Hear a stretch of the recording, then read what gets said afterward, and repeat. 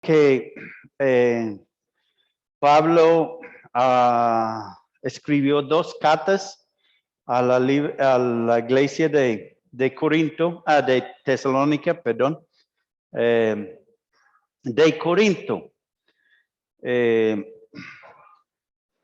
Sabemos que venía en su segundo viaje misionera, venía por lo que hoy se llama Turquía, pasaba por Iconio, Listra, y en esta parte encontró con un muchacho, él y Silas, encontraron con un muchacho que se llama Timoteo, un muchacho que tenía buenas recomendaciones, un muchacho muy respetado por su fe en el Señor Jesucristo.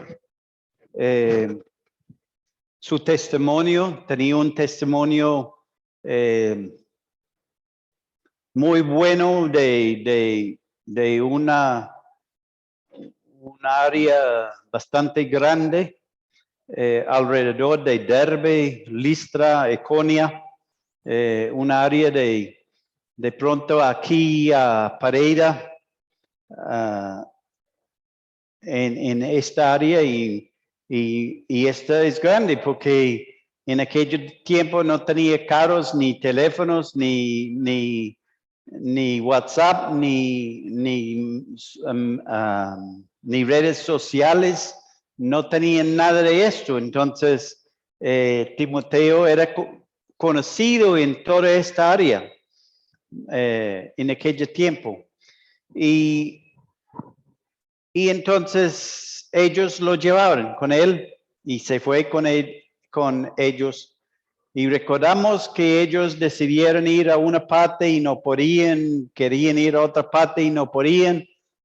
Por fin Pablo recibió una visión de ir a Macedonia y se fueron al norte a Macedonia y llegaron a Filipos y en Filipos la llamada parecía como que era como mal. Escucharon mal la llamada de Macedonia porque recibieron en la cárcel. Y allá salieron de la cárcel, se fueron a Tesalónica y en Tesalónica durante 3 semanas predicaban y muchas personas llegaron a conocer a Cristo, parece, y formaron en 3 semanas una iglesia, y es la iglesia de Tesalónica. Había un alboroto también, unas personas no estaban muy contentos con la situación, tenían que salieron y fueron a Berea. En Berea tampoco eran muy bien recibidos. Se fueron de allá y llegaron a Atenas y de ahí Pablo después envía a Silas y a Timoteo otra vez a Tesalónica para escuchar de ellos, para ver cómo estaban esos nuevos creyentes. Y ellos regresan a Corinto porque ya Pablo está en Corinto enseñando, predicando en Corinto. Y en Corinto Pablo escribe la primera carta a la iglesia de Tesalónica.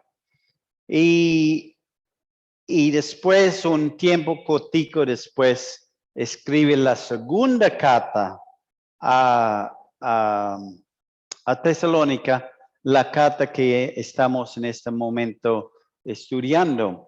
En la segunda carta encontramos que había unos que habían llegado enseñando cosas sobre la venida del Señor, que ya había sucedido la venida del Señor. Ya el Señor había llegado. En la primera carta el apóstol Pablo enseñaba sobre la venida del Señor, que el Señor iba a venir. Pero en la segunda carta, él tenía que corregir y decirles unas cosas sobre la venida del Señor que hemos ya estudiado, que unas ciertas cosas iban a suceder antes que la venida del Señor, porque algunos habían entrado a la iglesia enseñando cosas sobre la venida, la venida del Señor ya había sucedido, que el Señor ya había venido. Entonces, no tenían que esperar la venida del Señor.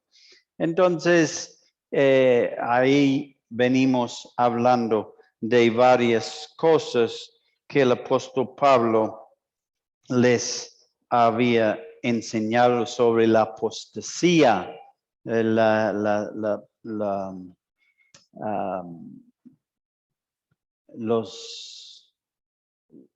separación, los hombres que van a apartar de la fe, no porque apartaron del Señor, sino que nunca en realidad eran del Señor.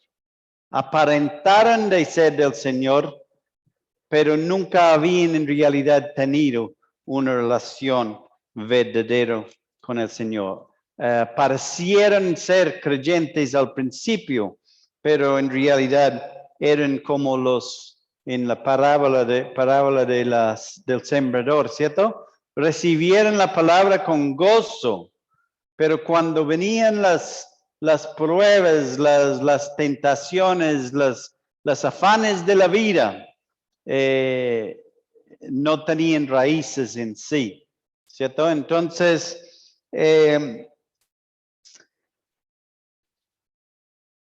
capítulo 3, en la semana, en el capítulo 3, el apóstol, como queriendo terminar su carta, pide oración por él mismo y por los que andan con él, animando a los creyentes. Y en la semana pasada, o hace 15 días, hablamos, era una porción algo fuerte, ¿cierto? Hablamos una porción de la palabra de pronto, no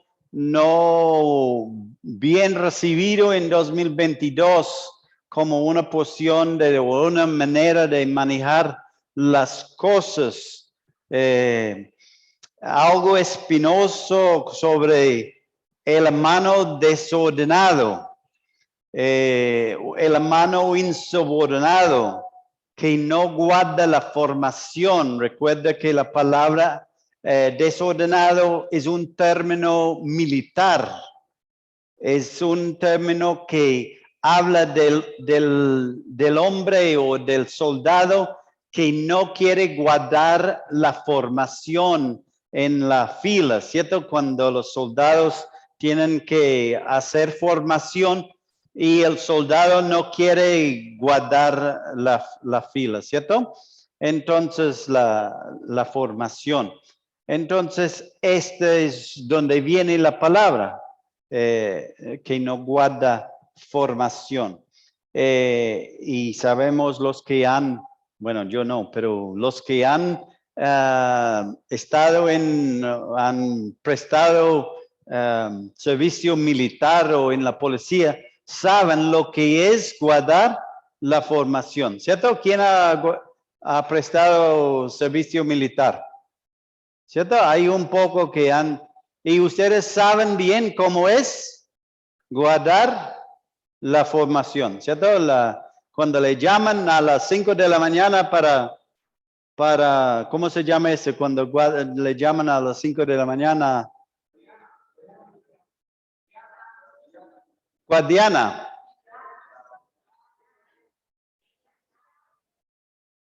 Bueno, no escucha a nadie, pero bueno.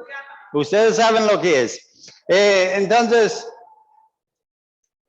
en el contexto tiene que ver con el contexto de la porción tiene que ver con, bueno, el contexto que el Pablo nos lleva es el hermano que no quiere trabajar. pero puede tener sus otros aspectos de una vida donde el hermano está viviendo en desorden, ¿cierto? Muchos otros aspectos de la vida, una vida desordenada. Pablo utiliza su propio ejemplo de no usar su derecho de esperar su sostén de los creyentes. Recuerdo que el apóstol Pablo, él estaba en Tesalónica, siervo del Señor, ministro del Señor, predicando el evangelio, pero él no esperaba de los hermanos allá, de los que estaban llegando a conocer al Señor. Él no llegó allá diciéndoles, bueno, yo estoy aquí sirviendo al Señor, entonces ustedes tienen que apoyarme porque es correcto que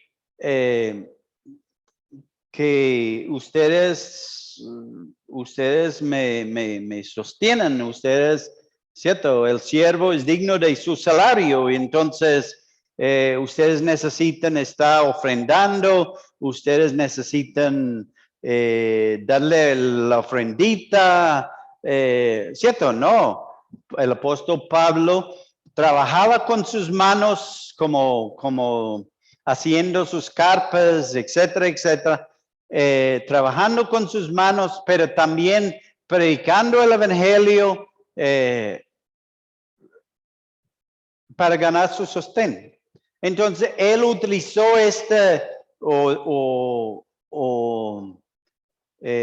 no utilizó su derecho como siervo de Dios para pedir ¿cierto? Sino mostró un ejemplo para no ser carga a los hermanos, los nuevos hermanos, ¿cierto? Para ser un ejemplo para ellos y servir en la obra para no ser una carga para ellos. Es evidente que en Tesalónica había personas que no tenían muchas ganas de trabajar, sino que entremeterse en casas ajenos con el fin de ganar confianza y por ende un sostén económico, ¿cierto? Entonces, su interés era el bolsillo de los demás. Y entonces el apóstol Pablo tenía que hablar de eso, y este es lo que está esta parte de el contexto general de esta porción de la escritura. Pablo dice que estas personas les tenían que hablar fuertemente para que busquen un trabajo, para que trabajen, para que también coman. Si el que no trabaja, no come. Eso es lo que dice la escritura. El que no quiere trabajar, que no come. Aunque no está haciendo el bien, no están haciendo el bien, Pablo recomienda que no nos juntamos con ellos. El Pablo está diciendo que, ¿cierto? No están haciendo bien, no debemos juntar con ellos. Y también dice que no los debemos tener por enemigo. Aunque no están haciendo bien, no debemos tenerlos por enemigo, sino como hermanos. Tratarlos como hermanos. No debemos juntarnos con ellos, pero tampoco debemos tratarlos como enemigos. De pronto algunos creen que eso es como tenerlos como enemigos, pero eso Pablo dice que tenemos que tenerlos como una distancia para que ellos sientan la vergüenza de su estilo de vida, pero no los trata como, no cierra la puerta completamente como un enemigo, ¿cierto? Entonces, eso es lo que Pablo nos habla ahí en esta porción de la escritura. Ahora en versículo 16, y vamos a tratar a pasar rápidamente esos 3 versículos en esta mañana. Dice, y el mismo Señor de paz os dé siempre paz en toda manera. El Señor sea con todos vosotros. Este versículo para mí es un tremendo versículo. Desde el versículo 13, vemos la gracia de Dios revelado, aún en medio de una disciplina severa, a una mano insubordinada que no guarda formación. Vemos la gracia de Dios. El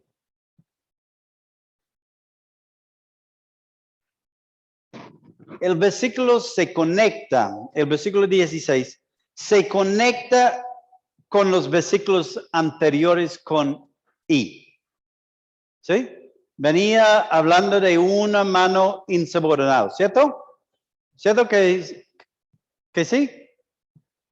Habla con una mano insubordinada, cómo debemos tratar, cómo debemos actuar con tal circunstancia, cómo debemos tratarlo. Y dice, y el mismo Señor de paz os dé siempre paz en toda manera. Si manejamos los hermanos insubordinados, como Pablo nos había ordenado, porque en versículo 13 dice, versículo 6, perdón. Debe ser versículo 6, porque no versículo 13, versículo 6. Dice, pero os ordenamos, hermanos. Recuerda que la palabra ordenamos es una palabra fuerte, ¿cierto? Es un orden, es que el Señor está dando ahí. Os ordenamos, hermano, porque Pablo está dando. Os ordenamos.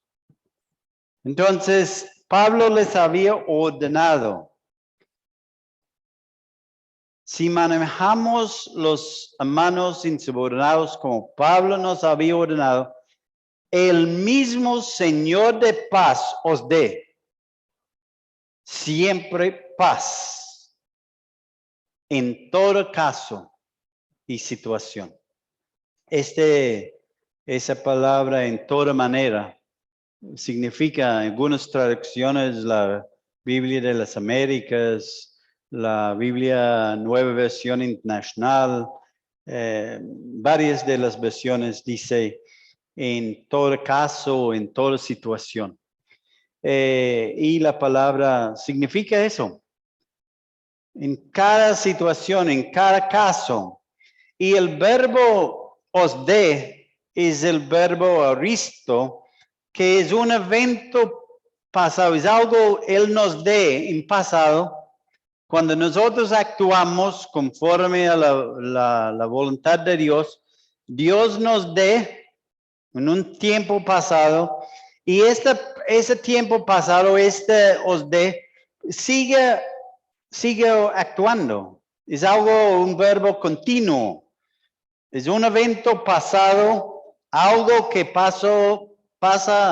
ocurre en el pasado, pero sigue continuando, es una acción que sigue. Nunca termina. Es como la salvación. Cuando Dios nos salva, Él nos salva ¿cuándo? ¿Cuándo fue salvo usted, John? Cuando usted recibió al Señor. ¿Cuándo recibió al Señor usted? Mayo 25, 5 de mayo 2010. John dice que él recibió el Señor 5 de mayo 2010. Yo no estaba ahí cuando usted recibió al Señor, pero él me dice que él recibió al Señor esta fecha. Cuando él recibió al Señor, desde aquel día,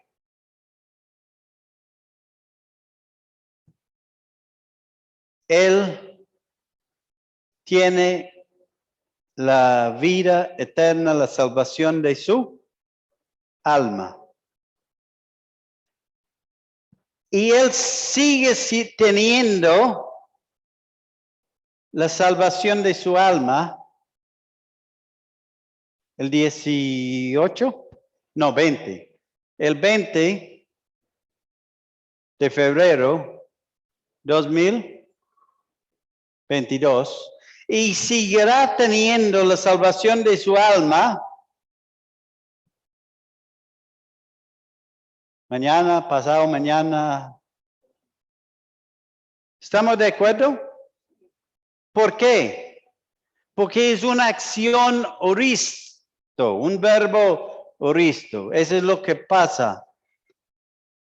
Es una acción un evento que pasó ahí, pero sigue.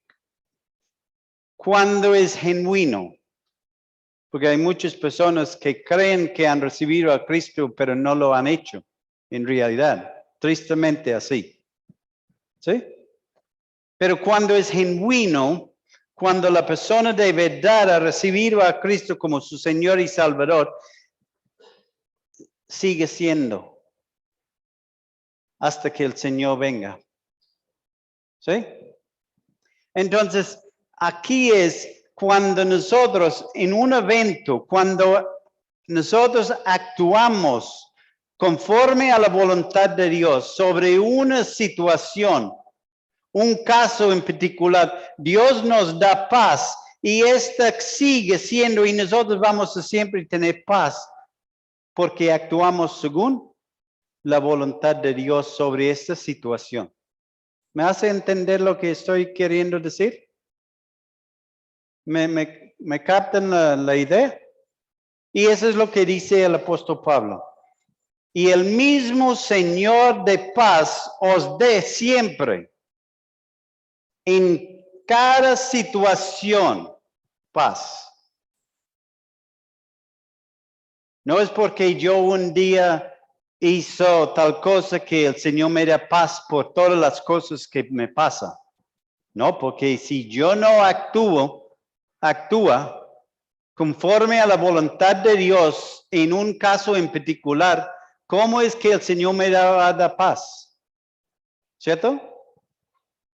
Yo actué en una situación conforme a la voluntad de Dios y Él me dio paz. Y esta me sigue porque yo actué así. Pero en esta situación no actué conforme a la voluntad de Dios y yo no voy a tener paz. ¿Estamos de acuerdo o no? ¿Sí? ¿Y quién me da la paz? El Señor de paz. La paz es de Él. Él es el autor de paz. Sin Él no hay paz. La paz os dejo. Mi paz os doy. Él dice en Juan 16, 14 y 27. No como el mundo le da. El mundo firma procesos de paz. Y solamente es una firma que no tiene valor de nada. Pero el Señor nos da paz. La paz del Señor es paz real. Dice en Filipenses 4:7 que la paz del Señor que sobrepasa todo entendimiento.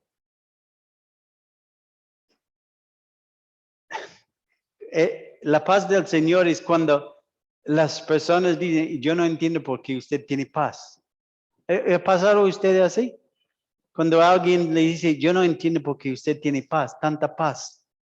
Es porque la paz del Señor sobrepasa, no pasa todo entendimiento, sobrepasa. Y debe sobrepasar todo entendimiento.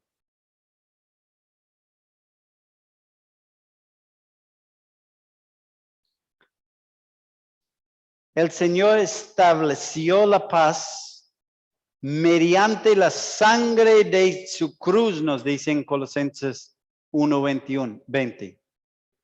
Y nos da la paz, su paz. Pero hay dos aspectos de la paz. Paz para con Dios por la fe en Cristo Jesús, sabiendo que nuestros pecados son perdonados. Romanos 5:1, ¿cierto? Justificados pues por la fe, tenemos paz para con Dios. Ese es un aspecto de la paz. Yo tengo paz para con Dios por la fe en el Señor Jesucristo, porque mis pecados son perdonados. Soy justificado. Justificado significa que soy declarado justo. Y siendo declarado justo, puedo tener paz. ¿Cierto? Dios me dice, usted no tiene nada. Usted es declarado justo. Usted va al cielo porque está declarado justo. Yo te declaro justo. Es como usted va al juez y el juez dice inocente. Aunque la policía dice lo que quieren decir de usted, el juez mire todas las cosas, escuche todos los testigos y él dice, no, señor policía, señor, ¿cómo se llama? Bueno, fiscal. No, yo creo el señor ese, él es inocente. ¿Y cómo siente la persona cuando el juez le dice inocente? Paz, descanso. Y hermanos, eso es lo que pasa cuando Dios nos declara justos por la fe en el Señor Jesucristo. No es que nosotros no tenemos pecado, pero Dios en su misericordia y gracia nos declara justos sin merecerlo, como cantamos por la mañana. ¿Cierto? Porque sí somos justos. Somos culpables. Pero Dios en su misericordia y amor nos ha declarado justos por la fe en su Hijo amado, el Señor Jesucristo. Esa es una parte de la paz. Tenemos esta paz. Pero la segunda es la paz que el Señor nos da cuando caminamos en comunión con Él y con nuestros hermanos en santidad y obediencia. Y esta es la paz que habla de Gálatas 5:22, del fruto del Espíritu Santo. Cuando el fruto del Espíritu Santo es evidente en nuestras vidas, el gozo, la paz, etcétera, etcétera. Y este es evidente en nuestras vidas. Y este solamente es cuando andamos en el Espíritu, andamos en comunión con Dios, con el Señor y con nuestros hermanos en santidad y obediencia. Y esta es la paz que está hablando en nuestro versículo en esta mañana. Este tipo de paz, de comunión, de relación con el Señor, de comunión con nuestros hermanos. No está hablando de la paz que recibimos cuando confesamos nuestros pecados delante del Señor y recibimos la salvación de nuestras almas. Esta paz es condicional a nuestra obediencia y a la vez es segura y continua en cada situación. Salmo 51:12, David dice, vuélveme el gozo de mi salvación. David tenía la comunión rota por el pecado que él había cometido y no fue cualquier pecado. ¿Cierto que no? Había adulterado, había matado, había guardado el pecado. Vuélveme, dice David. El gozo de mi salvación. En Hebreos dice, Hebreos 20 Hebreos, 13, versículo 20 y 21. Dice, y el Dios de paz que resucitó a los muertos, de los muertos, a nuestro Señor Jesucristo, el gran pastor de las ovejas, por la sangre del pacto eterno, os haga aptos en toda obra buena para que hagáis su voluntad, haciendo en vosotros lo que es agradable delante de Él por Jesucristo, el cual sea la gloria por los siglos de los siglos. Amén. Esta paz que solamente viene del Señor, no es una paz que viene de mí, es del Señor. Es necesario para que podamos hacer lo bueno y agradable y la voluntad de Dios. ¿Cierto? Esa paz que el Señor nos da, pero es solamente disponible, solamente solamente podemos tener cuando estamos de verdad andando en comunión con el Señor. Cuando nosotros obedecemos los principios y ordenanzas del Señor, Él nos da su paz en cada situación. No solo los miembros de la iglesia, sino el hermano insubordinado que se arrepiente de su pecado. El Señor le da la paz también. Ese es lo bonito del Señor, ¿cierto? A mí me encanta. La misericordia, la gracia del Señor, la gracia y la misericordia de Dios hacia nosotros. Hermanos, nosotros no tenemos que vivir en la miseria. Nosotros, el Señor está tan grande y tan misericordioso, tan bueno con nosotros. En 1 de Juan 1:9, si confesamos nuestros pecados, Él es fiel y justo para perdonar nuestros pecados y limpiarnos de toda maldad. Hermano, el perdón de Dios es tan cerquita. ¿Ustedes sabían eso? El perdón de Dios está en sus labios. ¿Sabíamos esto? Ese es donde está el perdón de Dios.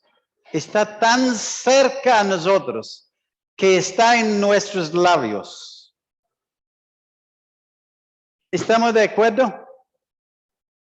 De pronto ni está en nuestros labios, está en nuestra mente. Solamente tenemos que decir, Señor, ¿qué tenemos que decir? Perdóname de corazón. ¿Sí? ¿Estamos de acuerdo o no? De un corazón contrito y humillado, el Señor no desprecia. Hermanos, este es donde está el perdón de Dios. Está tan cercano a nosotros. No tenemos que andar a bugo en rodillas para que el Señor nos perdone.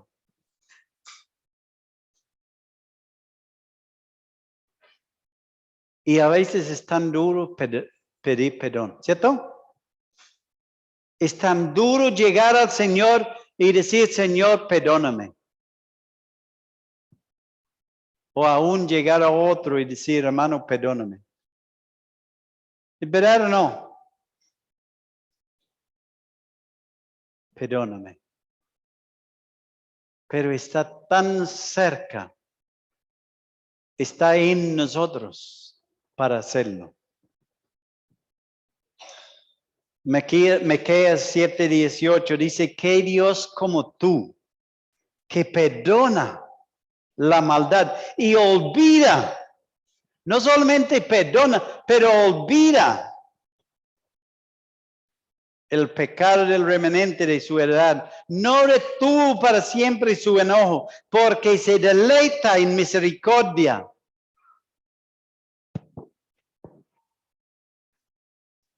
Que Dios que deleite en hacer misericordia.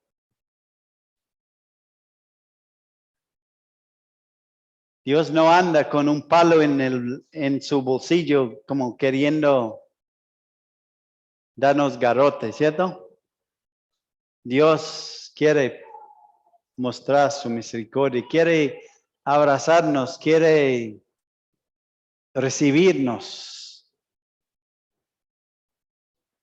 Proverbios 28:13 dice que el que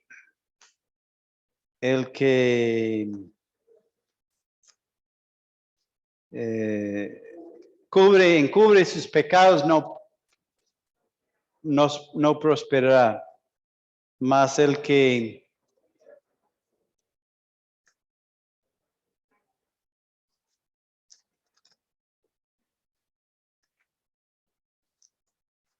se me fue. El que encubre sus pecados no prosperará, mas el que los confiese y se apartará, alcanzará misericordia. Hermano, como tan misericordioso es Dios con nosotros, ¿cierto? Que aún los insubordinados tienen la misericordia de Dios a su alcance.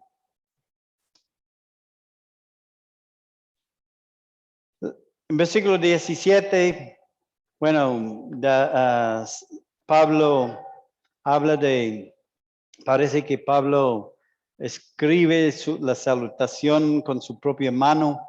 Parece que él no, bueno, sabemos que Pablo tenía problemas de sus ojos, no escribía sus cartas por el problema que tuvo con sus ojos.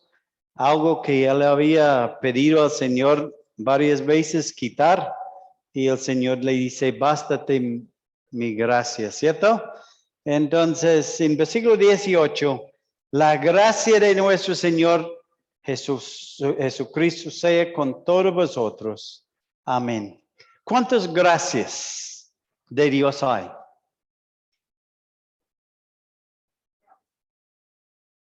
¿Cuántas gracias de Dios hay?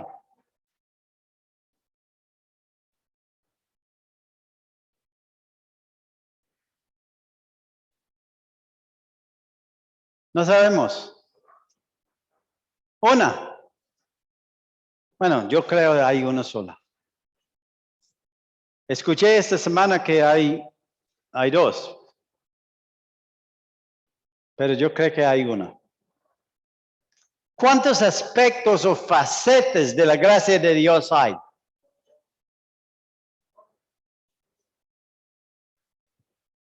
Yo no sé. Yo no sé cuántos hay. Pero según lo que dice en 1 Pedro 4:10, dice, cada uno según el don que ha recibido, ministrelo a otros como buenos administradores de la multiforme gracia de Dios. Pedro nos dice que la gracia de Dios tiene muchos aspectos, la multiforme gracia de Dios. Y bueno, multiforme quiere decir diversa, multicolores, variada en carácter.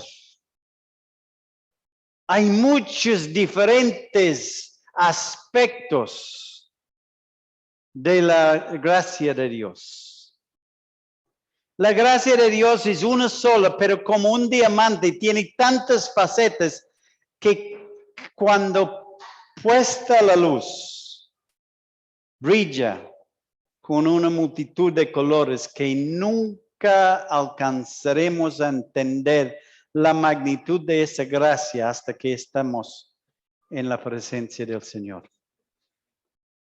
Yo no creo que vamos a entender la magnitud de la gracia del Señor hasta que estamos en la presencia del Señor.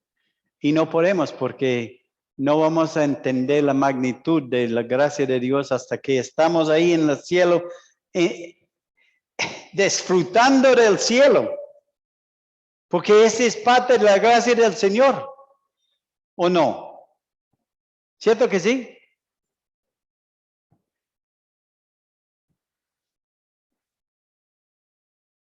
Le vemos en la cruz, en la salvación, en el perdón de nuestros pecados, en el diario vivir, en el sostén, en el poder servirle. Esa es la gracia de Dios. El hecho que podamos servirle es parte de la gracia de Dios. Y este es lo que el versículo nos habla. El hecho que Dios nos da dones espirituales para servirle, para ministrar.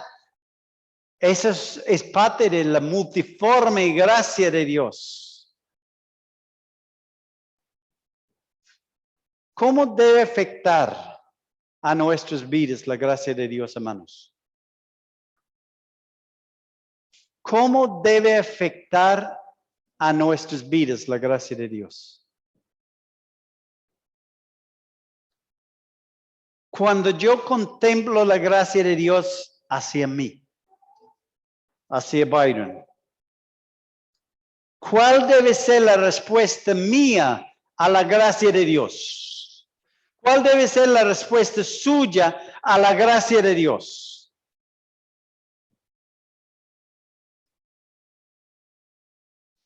Yo debo reciprocar esa gracia. ¿Está bien?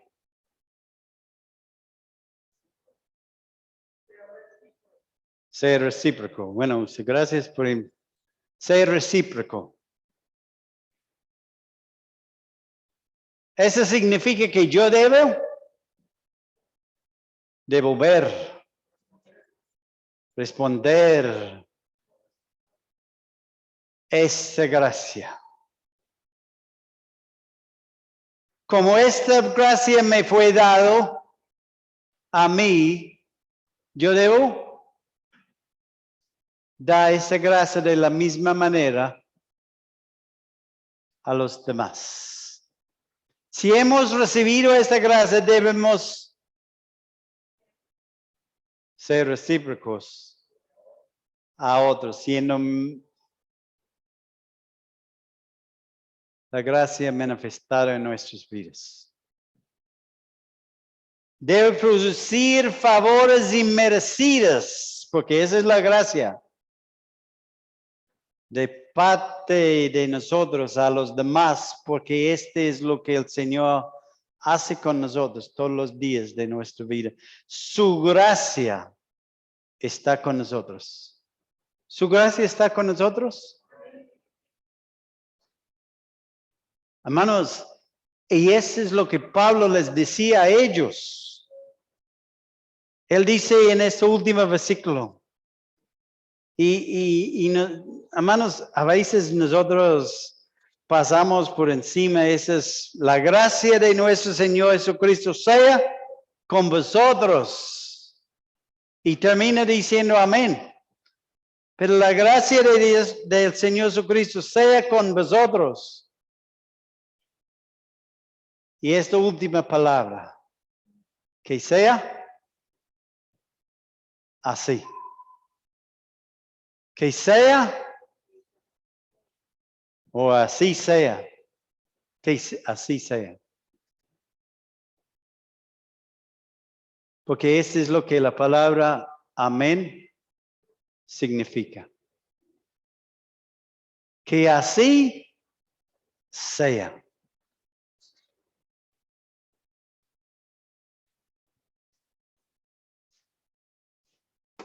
que no solo aceptamos la gracia de Dios, sino que reconocemos la responsabilidad que va con la gracia que nos ha sido dada, hermanos. Tanto hablamos de la gracia de Dios y pensamos en la gracia de Dios hacia mí, ¿cierto? Y nosotros nos gozamos en la gracia de Dios hacia mí. ¿Es verdad? Nos alegramos. Cuando pienso en la gracia de Dios hacia mí, uy, gracias Señor por su gracia hacia mí. Uy, porque yo era un tan vil pecador y tú con tu gracia, Señor, tú me salvaste.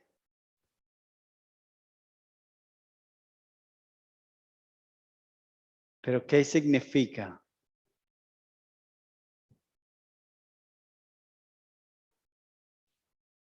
¿Qué debo hacer yo con esa gracia?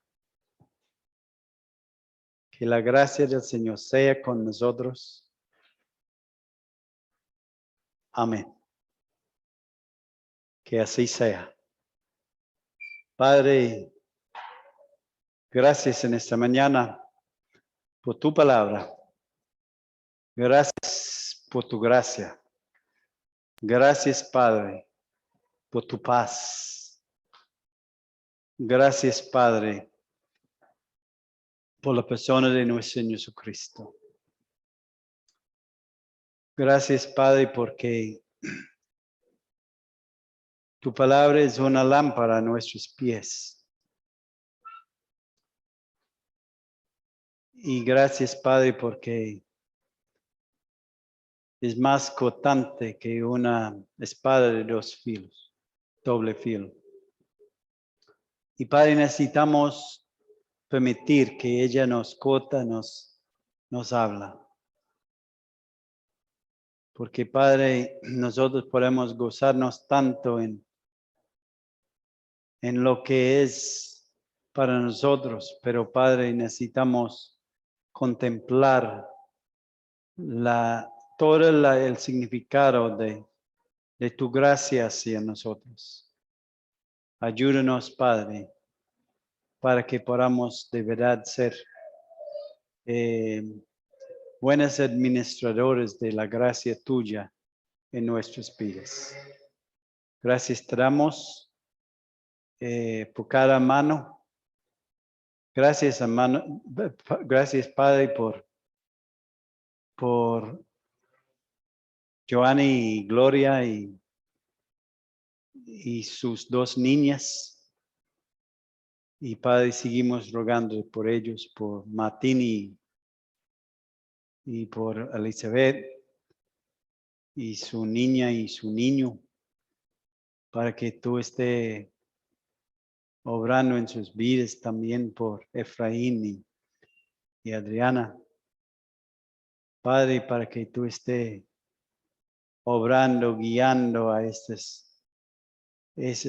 familias jóvenes, para que ellos, Padre, puedan ser ejemplos para levantar sus hijos en el temor de Dios. Por Angie y Daniel, Padre, también empezando ese camino para que tú estés cuidando este bebé en el proceso, en el embarazo. Padre, eso te pedimos. Padre, eso te queremos encomendarnos a ti en este momento, dándote gracia en el nombre precioso de Jesucristo. Amén. Gracias, mi hermano. Perdóname por el tiempo, pero me quedó un poquito cortico del principio, entonces que el Señor les guarde.